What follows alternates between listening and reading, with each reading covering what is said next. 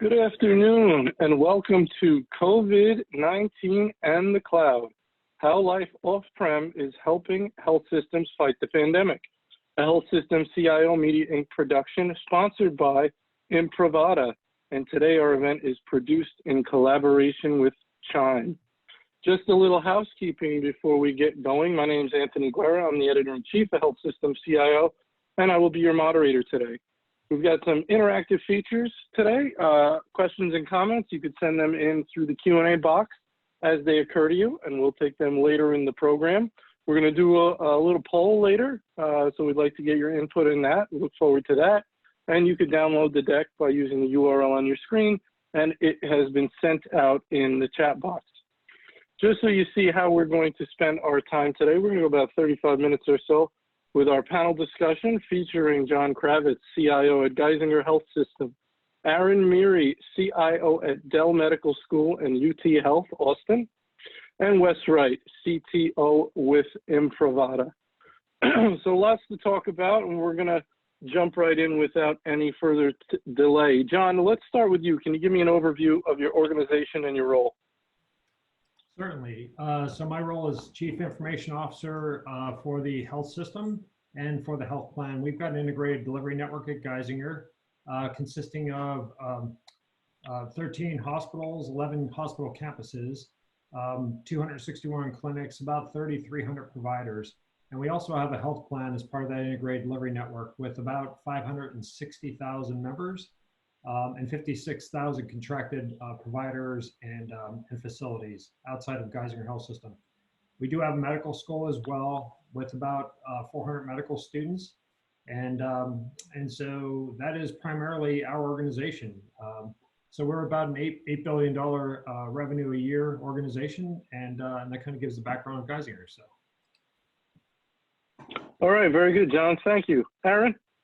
How's it going? So, yep. Aaron Miri, CIO here at UT Austin for the Dell Medical School and UT Health Austin clinical practice.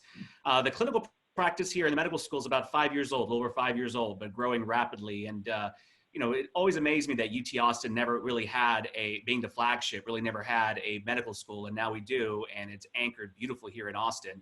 To the degree of it, we have multiple hospitals, pediatrics as well as adults. We do just about all the service lines you can possibly imagine.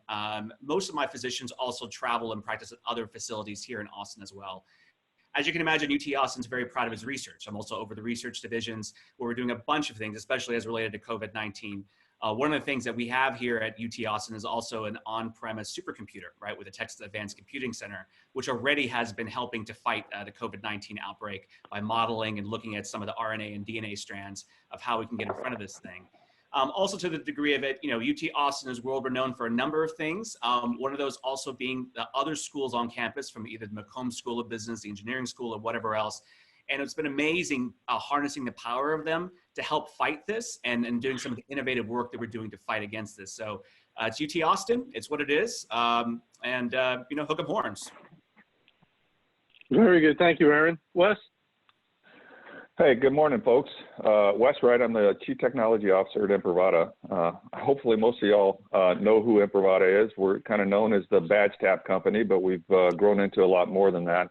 We're the digital identity company that have the whole suite of product solutions from, probably not good to say in healthcare, from cradle to grave and identity management, from provisioning to deprovisioning. We have that whole product portfolio covered. Have offices in our main offices in Boston. We have offices in the UK and Australia as well. All right, very good. Thank you, Wes. All right, let's get right into it. Aaron, let's start with you. Tell me about the influx of COVID-19 patients, and we mean those who have it, those who think they have it, and the effect it's had on your health system's IT operation. So if you want to go overall general impact, just and then specifically IT.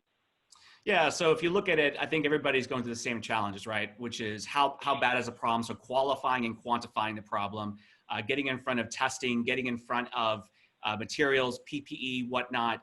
And so from an IT perspective, it's on us to help empower the clinicians and provide them solutions, whether it's dashboarding, whether it's data sources, whether it's innovation, whatever else has happened. So I've had to pivot my organization quickly into being into solution design and partnership, and making sure that we're understanding in the front lines what those challenges are. Specific example, we stood up a drive-through testing center in like one weekend. So what does that actually take? Can't tell you how many times we had to run down to Office Depot and buy label makers and things like that, but it's what it takes to make happen. And so it's pivoting IT into being one, just make it happen and get through the red tape quickly. Another thing we've had to do is really tap into data and data marts and data building. And so now we have a number of dashboards we're running and tying into all sorts of data across the city to figure out what's really going on. And as we see the influx of patients and suspected PUIs, being persons under investigation, that are potentially positive while we wait for their test to come back, it's one of those also of contact tracing and making sure that you're understanding how to get in front of that and automating contact tracing as much as possible, leveraging some machine learning and augmented intelligence to be able to say, hey, you know what, Aaron hasn't reported his temperature in about 5 hours, he needs to, or call him, and then tracking and going forward, so forth and so on. And so Austin's been fantastic to partner with. From an IT perspective, though, it's also been a little challenging because half of my team is working from home, half of it is on site, and you can't really have your desktop team per se working from home when you need them to be there side by side with clinicians in the clinics. So to the degree of it, it's been a lot of that, a lot of partnership, a lot of understanding. That's why I'm here every single day, because my team is here and the clinicians are here. And so that's where we are from an IT perspective. Excellent. I'll follow up with you later. Just when you were talking, one of the things that popped into my head is, as executives, one of the most important things you have to deal with is the whole million things to do, but only a certain amount of resources and time.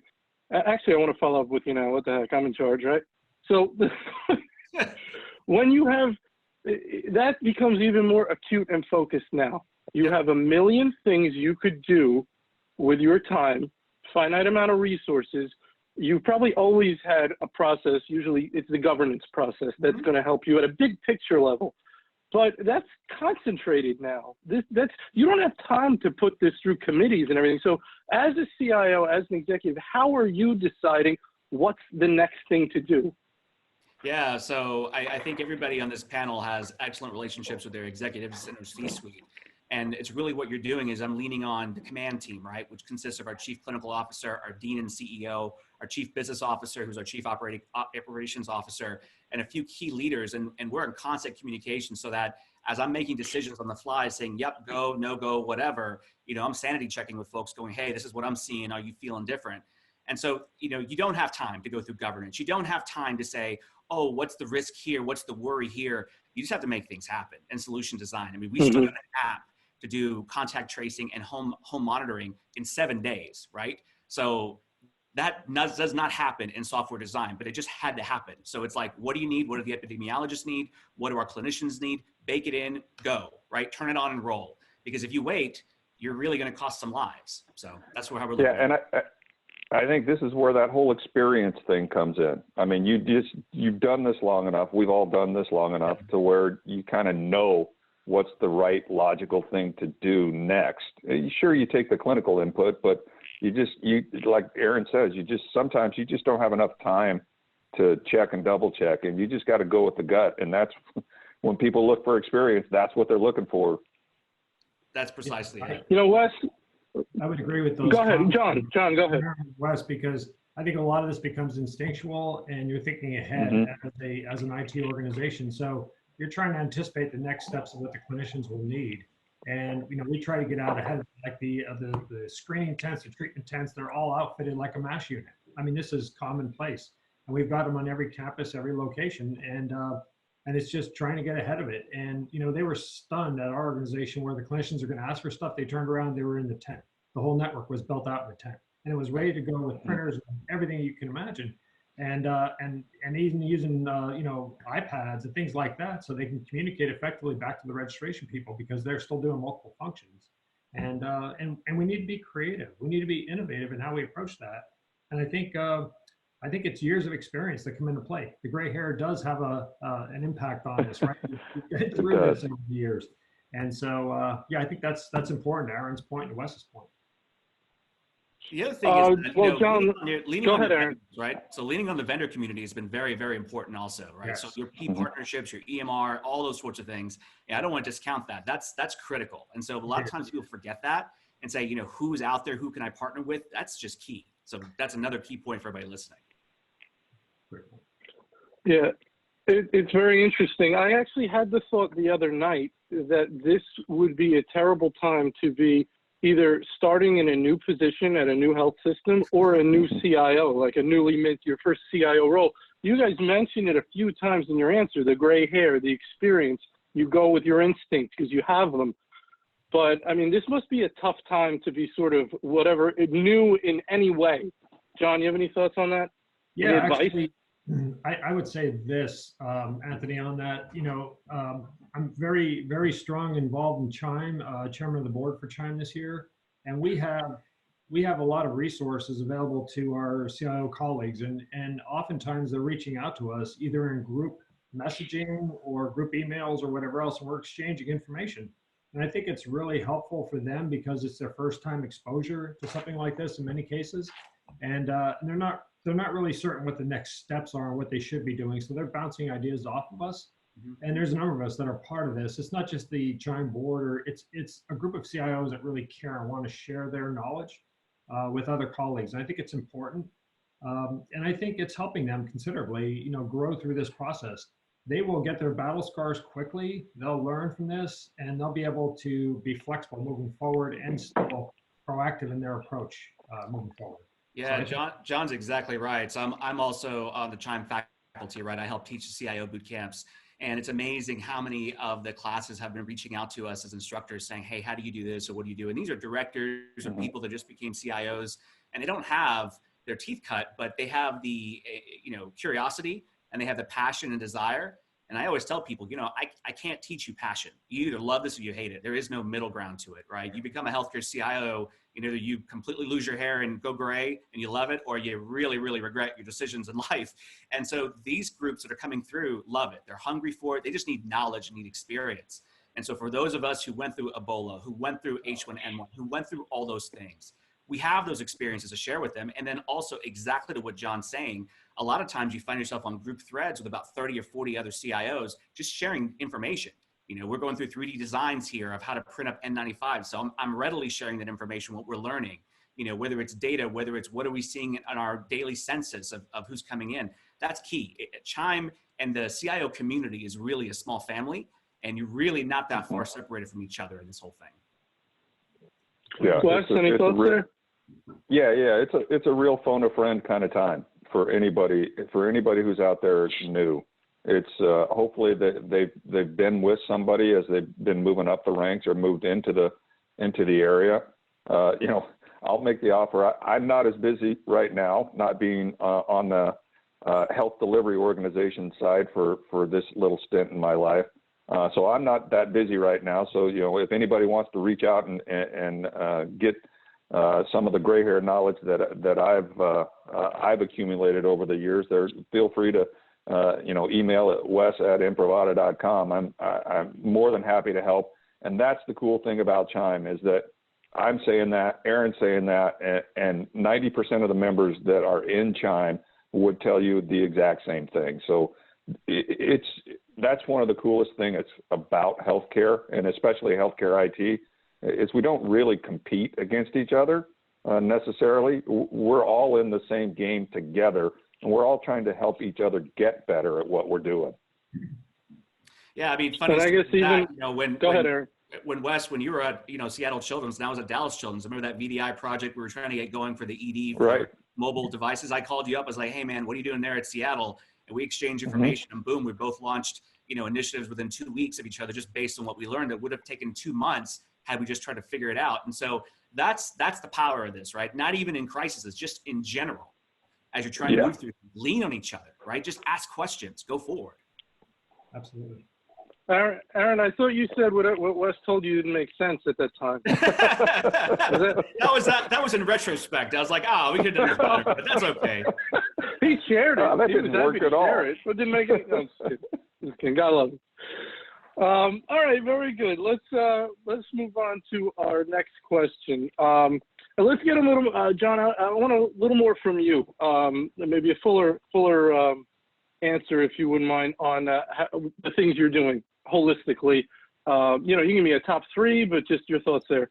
Yeah, so holistically, from an IT point of view, how are we approaching this? Obviously, you know, we've canceled out a lot of our appointments, our elective appointments, elective surgeries, all been canceled. Things have migrated to telemedicine like they have for most other CIOs in the country, and actually across the world for that matter. But you know, for us, ramped up about 1,800 providers in less than a week, got them trained, got them in play, and have them actually treating patients. You know, both telephone encounters and video conference encounters, and video encounters are growing very, very rapidly. So, you know, we've seen about a 500% increase in the number of telemedicine video visits that we've had over the last week, and it continues to grow daily. Other things that we've been doing, I mentioned the tents in preparation for that, so that we can screen people, we can treat people in tents if necessary. We've done a lot with 3D printing as well. We had talked about this before we came on live, but developing a face mask approach. You know, we could do 3D printing of face masks and have them out there for the clinicians so that they aren't picking up any kind of sputum or any kind of spores in the air or anything else that might be applicable to this. We also have done a lot working from home. You know, Anthony or Aaron and I last week were exchanging information on supporting one another, as we just talked about with CHIME, and that was, you know, some of the challenges of our infrastructure and what we had to do very quickly to ramp that up. We moved to about 13,000 at-home users, mostly administrative and physicians and radiologists reading from home now, as opposed to being within a facility. So, you know, we developed a bandwidth checkpoint tool that we utilize as part of our screening, but that's really the technology. You know, it's all of those pieces are important. Our analytics platform, we have a large Hadoop platform on-prem. We're using a solution in the cloud as well for big data platform for analytics. and that's helped us with our modeling, the capabilities to meet the needs for the organization, to determine, you know, where are we at with ICU beds, where are we at with med surge beds, how many ventilators are we going to use, and what's our peak period coming up. We anticipate our peak period, because we're in Pennsylvania's central region of Pennsylvania, as well as the northeastern sector, which is close to New Jersey, New York City. So our peak in the Northeast is hitting now. We're hitting a lot of patients coming across. The infections are starting to spread across from that area and from Philadelphia into our other regions. So yeah, that's an interesting approach. But what we've also done, we have a very active health information exchange that I happen to be the president of because it's in our organization. And we've got that out to about 250 different healthcare systems that participate in that. What we do is we connect with the state, and we could tell by county where the infections are coming in, where there's deaths associated with that, how many people are getting well and moving on. So, you know, it's not all Grim Reaper stuff on CNN and CNBC and everything else. I watch that and I get depressed, you know, because it's always the bad side of the story, not the good stuff too. And there is good stuff. People are recovering from this. If you're, you know, you don't have a lot of comorbidities or compromised immune systems, a lot of health people are recovering and doing well. So I want to talk about that side of it too, because, you know, you can get really bummed out, you know, and people are working from home and they're really concerned about this, as we all should be. And we take those precautionary measures, of course, but I think there's also a good side where people are recovering and doing well. And you know, just this morning, I was in a clinician-led huddle, and we're talking about how we're developing people that have come out of this, and they're drawing the plasma out of these people to develop the antibodies to inject in other patients. And that's pretty cool to hear that, you know, that's actually a treatment methodology for this. And that's part of our research organizations. We have two of those, genomic and physical research as well. So, you know, I want to hit on something that John just said, because I think it's really important. And I was talking to a group of CIOs. I think you were on this thread as well, Wes, where, you know, I was reinforcing communication. It's incumbent on all of us to make sure that we're over communicating this time, because what John said is exactly right. There's a level of anxiety here running through your departments and through your team, especially the IT team. Even if they're not vocalizing it, it may not make its way up to the office of the CIO, but it's on you to talk to your team. And so I held a town hall last week where I had our infectious disease chairs, as well as some of our chief clinicians on there, to let the team ask them whatever they wanted, right? And a lot of the common questions, is it safe for me to go into the clinics gowned and, with gloves on and a mask? Am I going to be susceptible to catching this thing when I'm replacing a computer in our primary care clinic? Those kinds of questions that your team wants to hear answers on, right? And so when the facts are presented, exactly to what John's saying, when the facts are presented, it's a very different light than the way maybe some of the public news is reporting on this. And not that it's not be cautious or whatever else, but the reality of it is that common sense prevails in these situations, and that's what your team wants to hear. So I just wanted to highlight that because I think John is exactly right. We have to make sure we can. Yeah, and to piggyback on Aaron's point, I mean, and I'm going to go touchy-feely, which is really unusual for me on this kind of stuff. I've been with Imprivata a couple of years now, and most of the work that I'm doing, I'm out on the road by myself, going from one place to another place, talking to people like Aaron and John, and it gets lonely. I mean, there's a sense of solitude. I'm on my own, sense of solitude when you're out working from home, and our people that aren't normally working from home right now, I could probably tell you that they feel that solitude. So like Aaron's doing, the more you can communicate with those people that are at home and get that water cooler type of, and that's one of our Slack channels, and get that water cooler type of communications going. Just let them know that they're not out there by themselves. It'll help a ton. It will. Yep. Well, let's go with that a little bit more. So Wes mentioned the idea of having a concern for the mental well-being of let's focus on the IT employees, right? Let's talk about the mental well-being of your IT employees. If they're working from home, okay, we can be concerned about depression, feeling disconnected.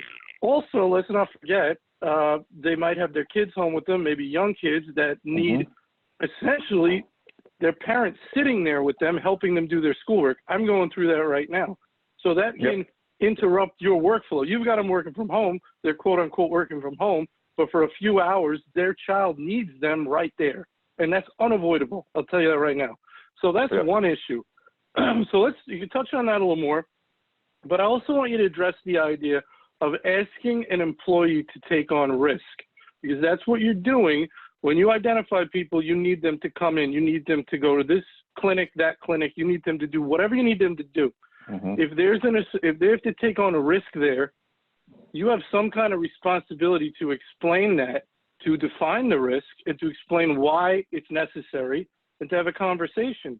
Because I guarantee you, for people that are asked to come in, they're having conversations with their spouses that are going something like, I don't want to do this. I don't feel like this is scary to me. Well, honey, you got to work. We need the job. We need the paycheck. Wrong time to be telling people no. So anywhere you want to jump in there, John, why don't you start? Yeah, let me begin with that, because this is a conversation I just had with my cabinet, the office of the CIO cabinet yesterday. We meet 4 times a day, and we continue to do the communication out as Aaron's stating. I think it's extremely important to do that communication. The live webinars, really important. We get people, we used to do this on a quarterly basis. Now we've stepped it up to weekly, and it may be more frequent than that because concerns and apprehensions are prevalent. So I think part of this process that we've talked about, yes, we do have the masking, we have the PPE for people that have to go into those prevention tents, or the screening tents or the treatment tents. And so basically there are some criteria. We work with our ID team, and the infectious disease docs tell us the criteria that's acceptable or not acceptable. Most of those are negative pressure tents, so they're pulling air out all the time, but there's still concerned people going in. So obviously the PPE, so, a disposable gown over your clothing, the face mask, the shield if necessary, as well as the gloves. All those components are important, but even more important than that is before a tech goes in, for example, a workstation analyst or a CTS person that we reference, I have them go through and take wipes or disinfect the equipment, even though it was supposedly disinfected by The clinicians are so busy treating patients, they have no time to worry about the equipment. So we have this process to follow before a piece of equipment is even picked up. Even though you have gloves, even though you're doing this kind of work, I want to make sure my people, my team is safe and protected, because their families count on them, we count on them. We think about their health first and foremost. Bingo. And let me add to that, actually. So John's exactly right. The other thing you can do is share the internal data. Give you an example.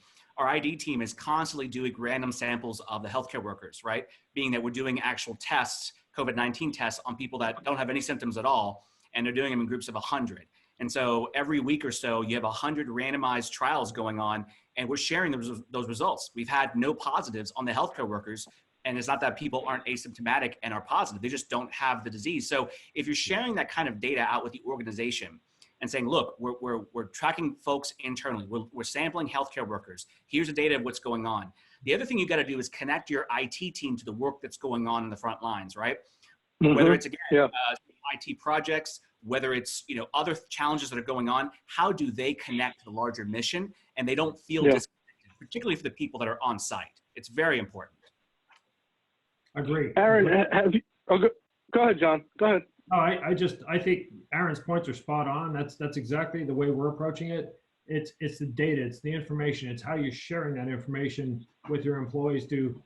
They're still going to be apprehensive, they're still going to be scared, but you're trying to allay that as much as possible with good quality information, and especially working with our ID people who we talk to 3 or 4 times a day, and they continue down this path. We've just gone to a masking policy for all of our employees, and the issue was we couldn't get enough masks initially.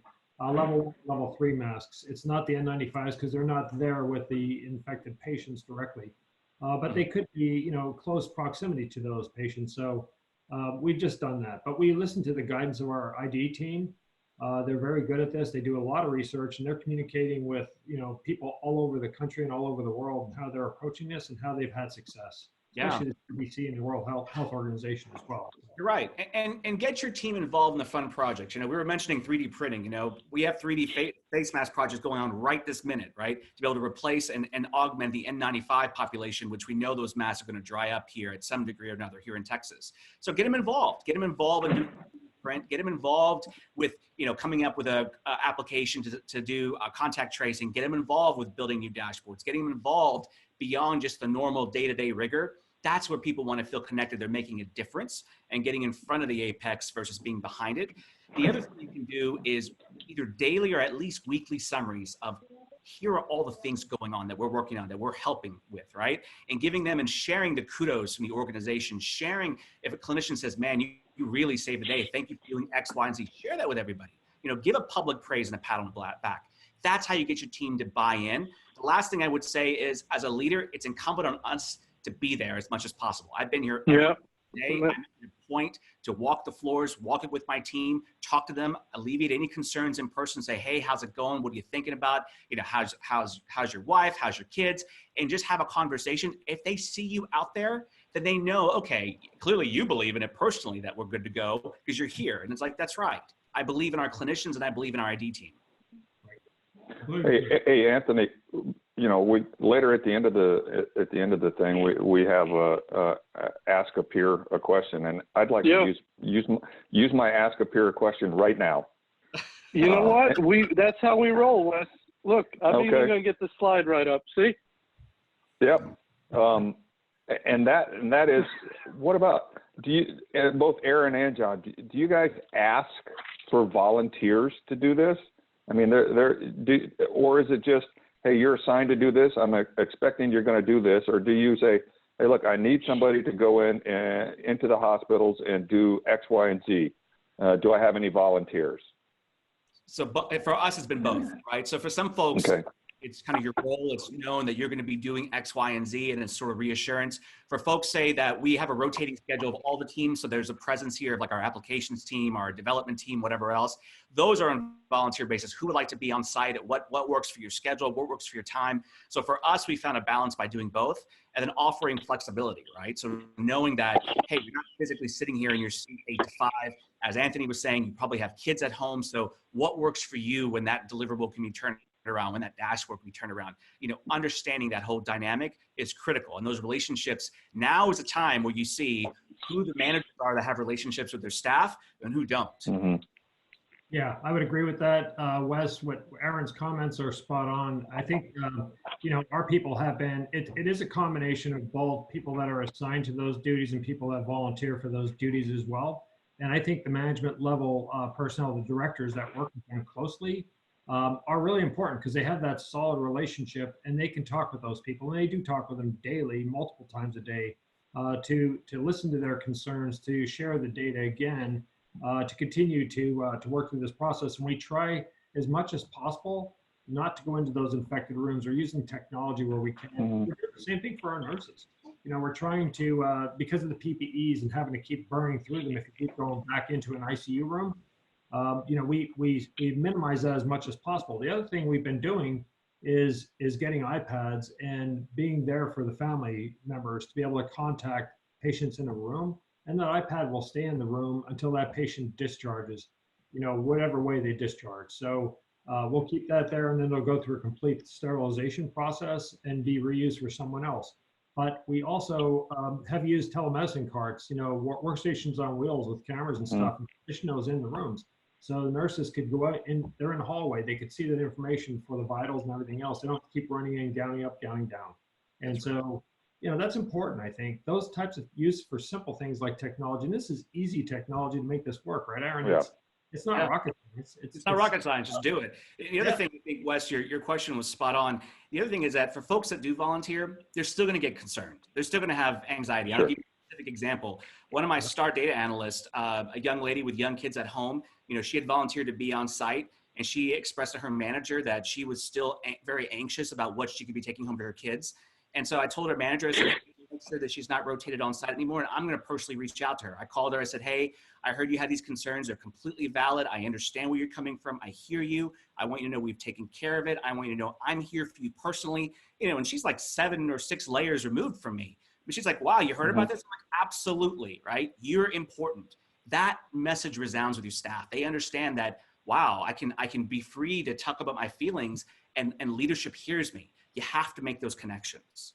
I agree with you. I think when you said, Aaron, you're important, I said that to every one of our people. I have 900 people in IT. Everyone is important to me. And I know you feel the same way with a much bigger staff, but that's what they need to hear. They need to know you're in their corner. You're looking out for them. You've got their back. And it's not like I'm pushing you into the lion's cage. I'm here. I'll go in if you need me. That's right. You know, if you feel comfortable, I'll go in. You know, we could do this together, or, you know, we could support each other. So I think it's important as a CIO for a health system that they recognize that you're there for them and that you support them. Very good. All right, let's stick with the Ask a Co-panelist. John, do you have a question you'd like to hear from your co-panelists on? So actually, I don't have a specific question, but, you know, since we've been introduced about a week or so ago and having known each other from CHIME, we've done a lot of communication offline before this meeting, and I think it's been helpful because, you know, reaching out to Aaron and to Wes, you know, on some of the challenges, technology challenges we've been hitting because of our major ramp up, you know, of our work from home workers, and the ability for them to be able to connect and have that, you know, 5 nines availability of our systems. We hit some snags along the way, and just correspondence and reach outs. Really helpful for us. And I think, you know, that's always been the CHIME way. And I think that's going to continue even more so in this hurried pace that we're in. Yeah. I have a question I would like to ask. How about that? Let's go the other way. Go ahead. All right. There you go, buddy. Yeah. So let's see, for both John and Wes, I'm curious here. Today, I finally had to have a crucial conversation with a major vendor because they were ragging on the competition's product. And it's amazing. An outpouring of support from a lot of the vendor community. And today was the first time I saw a vendor, which surprised me, write directly to me saying, oh, XYZ product is garbage, link. Did you know that there's this issue, there's this issue? And I wrote back very respectfully saying, hey, you know, I have tremendous respect for your company, but this approach isn't going to work with CIOs if you're trying to make sure we don't adopt X, Y, and Z technology. So I'm curious, have you guys encountered that? And if so, how did you deal with that? Well, let me speak to that first, Aaron. Fortunately, I have not, but I would shut it down as quickly as you did because I think it's inappropriate. Taking pot shots at other vendors is not the way I want to win business, or I want to select a vendor to be my partner. I'm looking for people that are transparent, that are looking out for the best interest of the customer at every angle. And I would not associate with a partner that's taking pot shots at someone else. I think that's a clear window into the operation and how they function. And if that's going to be the case, I know I won't get support that I need long term. I don't think they'll be honest and transparent. I would concern and question their change management processes that may cause downtime because they don't communicate well. And it's not really a trust relationship. So I would do exactly what you did. I think I would shut that down as quickly as I can in a very respectful manner. And just have a conversation. You know, we've got other pressing matters that we have to address, and we're working as partners with our vendors, and that's the way I would address it. Bingo. Thank you, Wes. Yeah, and John, that's what Imprivata tries to be, is a partner and not a vendor. And we're trying to walk a fine line here, because we think that we have some stuff that can help during the crisis, but we don't want to be seen as taking advantage or being an ambulance chaser or anything like that. So, one of the things we did right off the bat was, we knew that people were going to be working, massively ramp up their work from home stuff. So we have a product, the Confirm ID for remote access, that helps you do multi-factor authentication from home. And we knew that a lot of people would need that and weren't prepared for it. And so we said, look, through this crisis, I think we got it till August 1st. You can use as many Confirm ID remote access licenses as you want. If you need help standing it up, if you don't have a remote access solution, we'll help you do that. And we have about 100 different customers that have taken advantage of that. And I think it's been a great walking of that line for us, in that we just say, hey, this is available. We're not trying to push it or anything. And then on top of that, we're trying to be mini CHIME-like, and that is, we get customers, because we are partners with our customers by and large. We get our partner customers that send us, hey, we're using your product to do this.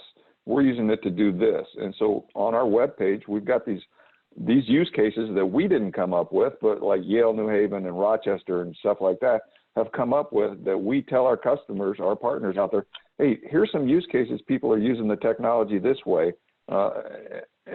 Just trying to be a partner that doesn't intrude on the incredibly busy work that we know that's going on in the health IT departments right now. Good. Yeah, I think that's very interesting, Wes, and I think you're absolutely right. Everyone's trying to walk that line who has got things to offer. Everybody, because, and also, as I'm sure Aaron and John will tell you, there's a hypersensitivity right now among CIOs about being approached and how you're approached and who you're approached from. I've seen a lot of it on LinkedIn, a lot of the comments. So everyone has better be very careful, right? Mm-hmm. You might want to, I'd like to hear a little quick comment on that from Aaron and John. Yeah, I think you're exactly right. And look, I completely understand people have a job to do. People have mouths to feed. People are sales or whatever else. I totally get that, right? And as long as you're respectful, and when I say, listen, right now is not the time, please re-engage with me in a couple of months and I'm happy to talk to you. I'm being sincere in that, right? It's not, I'm not trying to give you the shoulder. It's truly, I don't have time to think about something net new that is not going to fit into my workflow immediately and help alleviate the COVID situation.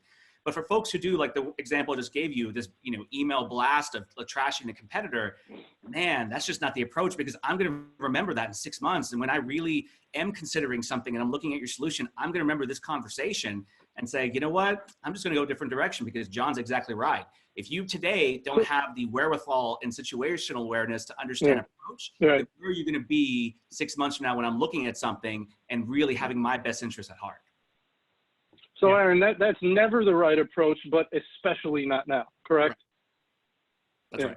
John, any thoughts there real quick? Yeah, no, I agree completely with those comments from Aaron. I think it's what's important, and I've had vendor partnership relationships or potential new vendor partner relationships where people are not pressing you for a sale. People are asking you how you're doing, what can, what could they do anything to help? They're not trying to make the sale. You can see it's trying to build that trust relationship from the get-go.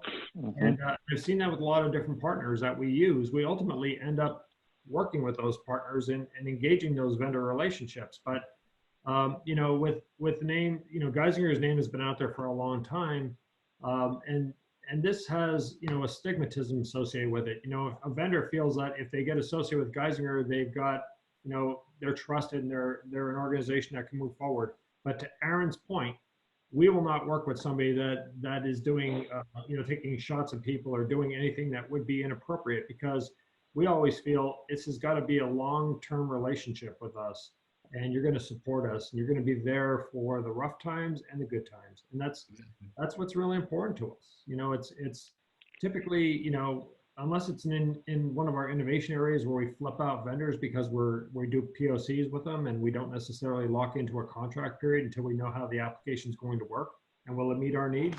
Those are probably the only ones that would turn quickly, because we're trying to see if things stick. We hit it against the walls. It sticks. It makes sense. Does it meet our business need? Is it going to leverage us forward or not? And we go through a lot of those. But other than that, our standard vendors are deep partnership vendors, and Imprivata is one of those vendors for us. That's really important to us. So. All right, very good. I want to get on topic, so to speak, for a moment, so people who come to the event will say, "I thought this was about the cloud." And let me go to Wes first on this. Yeah. I would imagine everyone's got people working remotely, and they're trying to provide the remote services, and that means extending the enterprise. So I'm gonna for you, Wes, it's, do you believe? Obviously, you've been CTOs at health systems. Do you believe leveraging the cloud helps people currently in what they're dealing with right now? Oh yeah, 100%. I mean, we just prior to the live discussion happening, we just talked about how Microsoft Teams is, the usage has increased almost 800%. If there wasn't a cloud capability out there, you couldn't scale up. You couldn't order the hardware and get it racked and all that. You absolutely could not scale up to take on 800% more usage. And we see that in our cloud products, the remote access product that I was telling you about. We've seen a 70% increase in the usage of that product. Unfortunately, it lives in the cloud, so all we had to do was scale up in the cloud. So yeah, I think the cloud has fundamentally allowed us to do what we're doing right now. And I think that if the cloud didn't exist, we couldn't have scaled up from the telemedicine to the remote worker. We could not have scaled up and supported those forces the way we are right now. Aaron, what does it mean to be a sort of pro-cloud CIO? Are there, you probably have degrees. Some are super enthusiastic and have done a lot and moved a lot, and some less so. So would you say, first describe yourself, and then would you say that the more you've moved towards the cloud, the better shape you're in? So I'm pro cloud. I'm a big believer in cloud first. Ask yourself, why not the cloud for a lot of the normal workloads? In healthcare, it's a little complicated because not every workload is appropriate for the cloud, right? I'm not going to put a genomic file, raw file in the cloud because of the ginormous size of it. I'm not going to put some, raw file coming from the x-rays up in the cloud more than likely. I may put like an archive version somewhere out there eventually, but a lot of your normal workloads can belong in the cloud without a problem. A lot of your development, a lot of my DevOps team builds applications in the cloud. We partner with all the major CSPs, so Amazon, Google, Microsoft, all of them. I'll give you some examples of some things that have helped us with COVID because we do believe in cloud. Number one, our website, both intranet and internet, all run on Amazon, all of it. And so we're able to really be agile in communications, and that's critical with your patient population to say, hey, go to the UT website. The information there about COVID is there, a testing station, hours, who to contact, you need to schedule a test, whatnot. That's all running, behind the scenes in Amazon. For this 3D print project I'm talking about, I needed to be able to securely send these scans, because we're taking 3D scans of people's faces to custom make these things. I need to be able to send that to the 3D printers. Well, how am I going to do that? So we actually partnered with Microsoft to do that via Azure, to be able to do all those kinds of things, right? With Google, a lot of the communication tools that are out there that we're doing and really dealing with some of the at-risk populations are all built in GCP. So we've been very agile because of COVID, using all three of the major CSPs. And it's been very beneficial because we did believe in a cloud first. Again, not everything belongs up there. Some things do need to be on premise. UT has the benefit of having a couple of supercomputers here with the Texas Advanced Computing Center. So I have on-site compute that's pretty good. But to the degree of it, we try to go cloud as much as possible because it really does help you in situations like this. Yeah, Aaron, we're very much following what Aaron's talking about. I'm sorry, Anthony. We have been moving more and more to the cloud to where about 30% of our apps now are resident in the cloud. And I'm looking to, as Aaron stated, I think it's spot on. It's, not everything belongs in the cloud. And so we will keep some things resident in our primary data center. We actually have 3 data centers. I'm phasing one out right now, and I'll be looking to get rid of the second one, the robotics backup data center, because we're moving more and more to the cloud. And we look at big images and big studies. We'll have to have those on-prem and in the cloud. So a hybrid cloud solution for those. Vendor neutral archive and things like that we're working toward. But I think as we've grown, and we've done Office 365 in the cloud, which has been a godsend for us, because the majority of our remote workers, my gosh, all they need is their email and their Outlook accounts and maybe their OneDrive shared folders, right? So for them, they don't even come into the premise. They don't have to use up a VDI license or anything else coming in. They can just go up and hit the cloud, and they don't even realize it. They'll come in through a portal, go up and hit the cloud and pull their information. They're good as gold.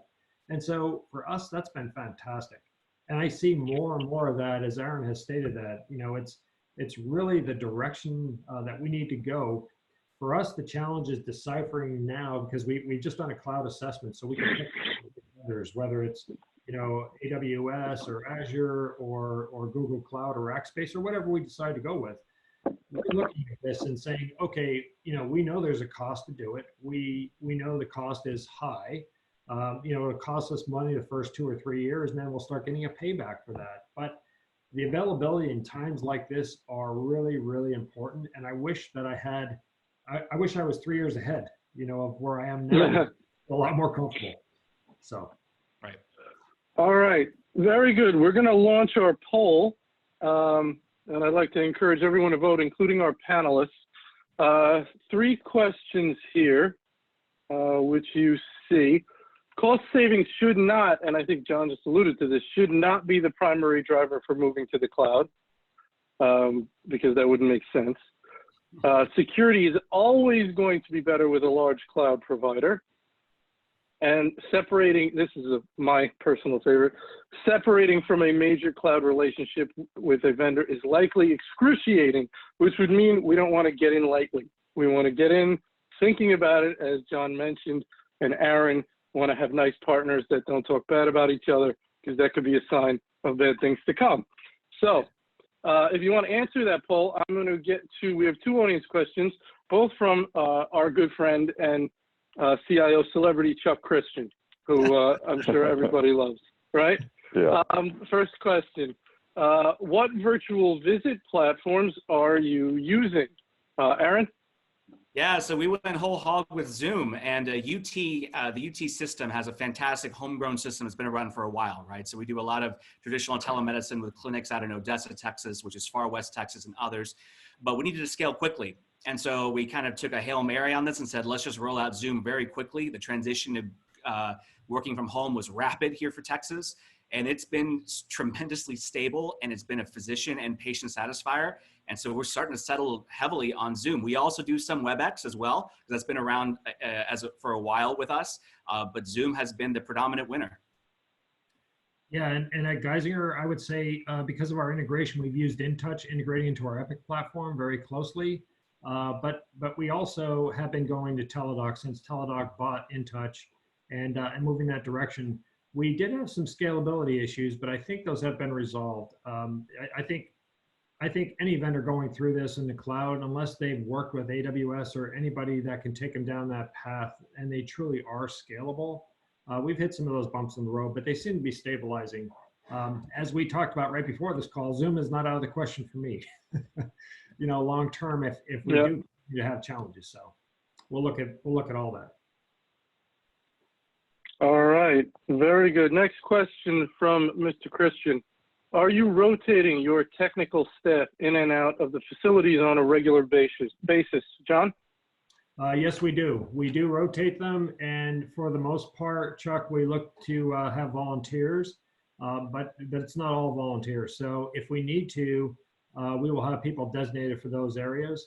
That could be, you know, nursing informaticists if necessary because of a process change that may occur. It can be our analysts working with them closely. It's mostly people that are there at the touch point at the endpoints, though. So client technology service people or workstation analysts have been in those areas for us. Yeah, and my answer is the exact same, Chuck. You know, we do rotate some folks. Some folks have to go through. The leadership team also rotates. I don't. I'm just personally making sure I'm here every single day, regardless. But the directors and managers will also rotate. We do believe there has to be some on-site presence of leadership, regardless of the fact.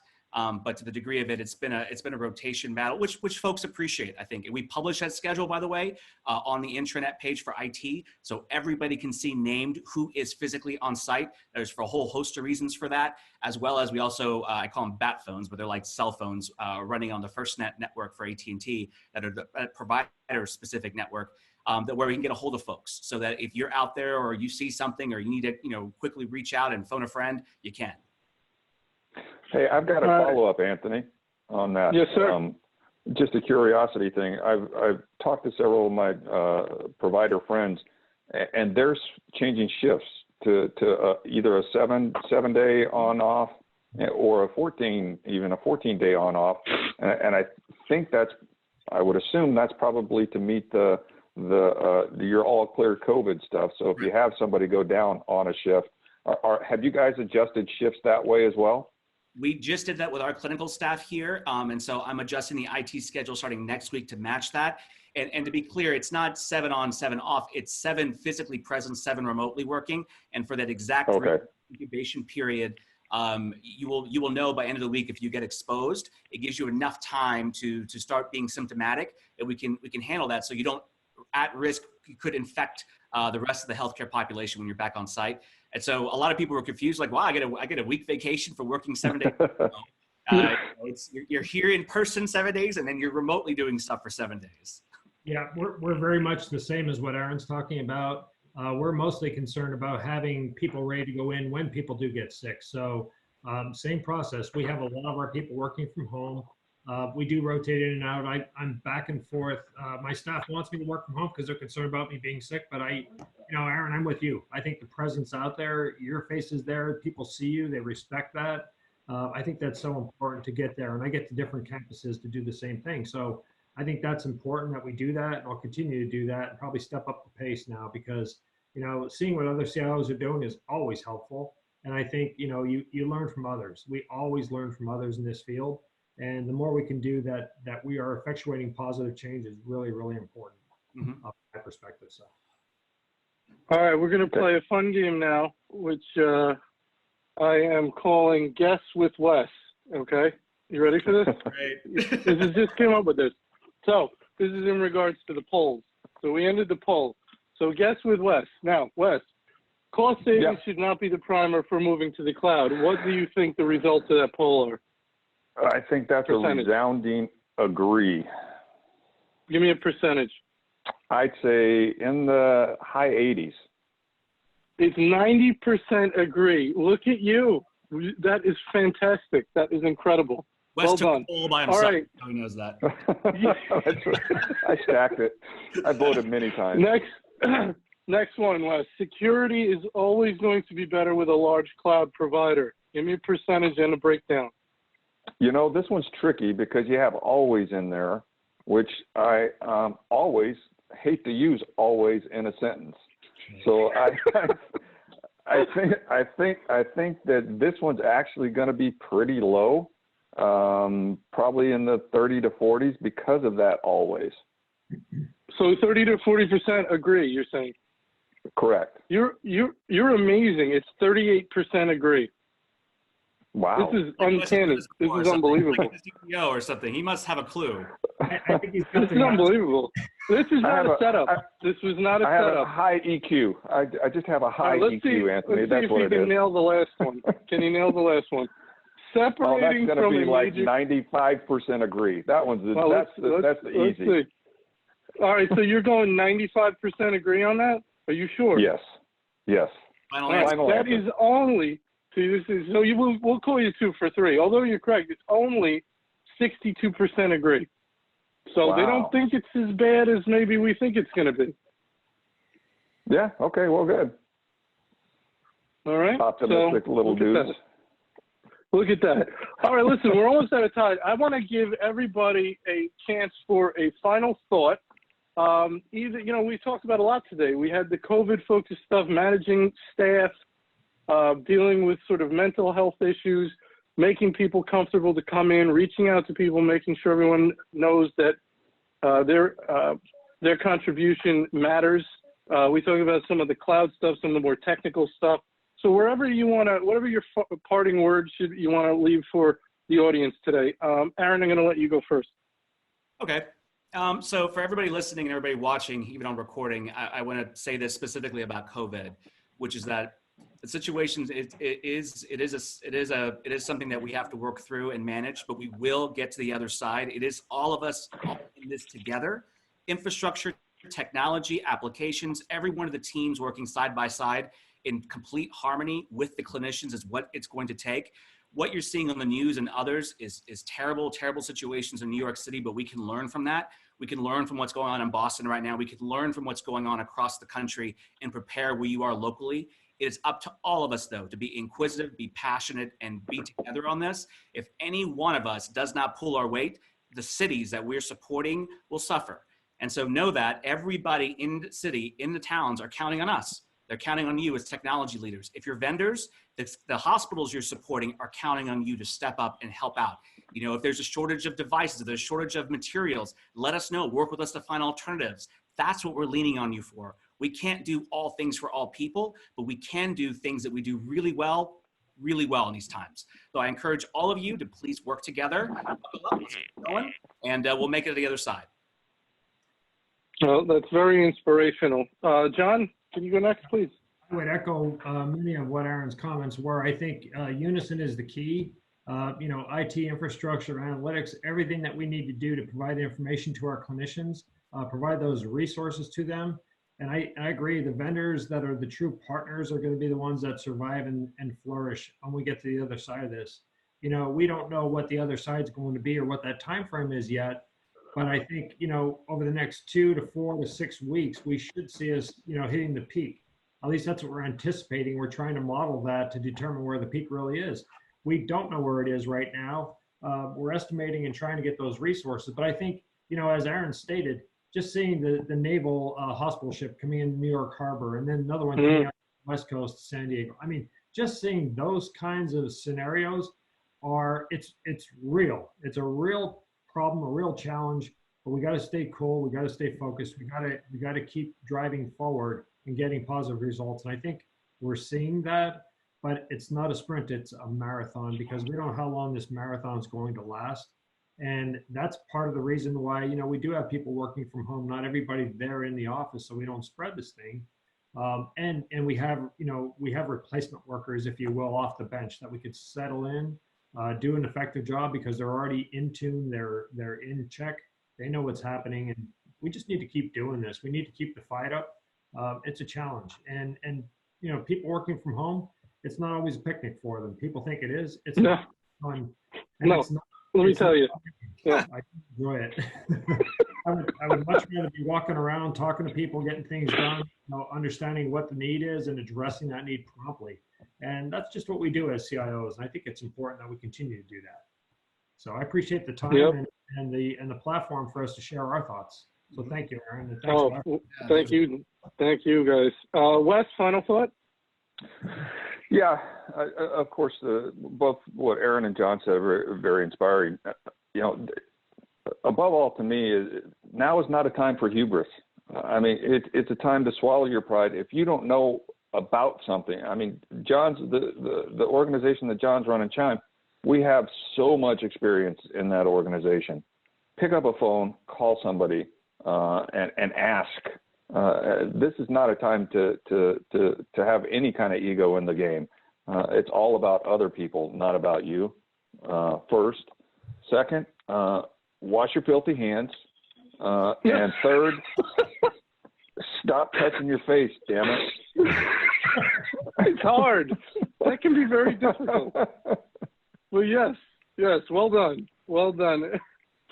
All right, and we enjoyed Guests with Wes, so that was fun. I'm glad we did that. 2 out of 3 ain't bad. Well, you were right on all of them, but 2 out of 3 you nailed, so that was a little scary, but very nice. All right, well, that's about all we had time for today. We've gone a little longer than usual, but what a wonderful conversation. Regarding continuing education, you can use the final slide in this deck as your certificate. You'll get an email when our on-demand recording is ready. If you want to sponsor one of our events, you could reach out to Nancy Wilcox, and you can go to our website for our upcoming events. So with that, I want to very much thank our fantastic panel, John Kravitz, Aaron Miri, Wes Wright. I want to thank Imprivata very much for making this event possible today, and I want to thank you, our attendees. So good luck out there, stay safe, and everybody have a wonderful day. Thank you. Stay safe. Thank you. Thank you. Thanks. Wash your hands.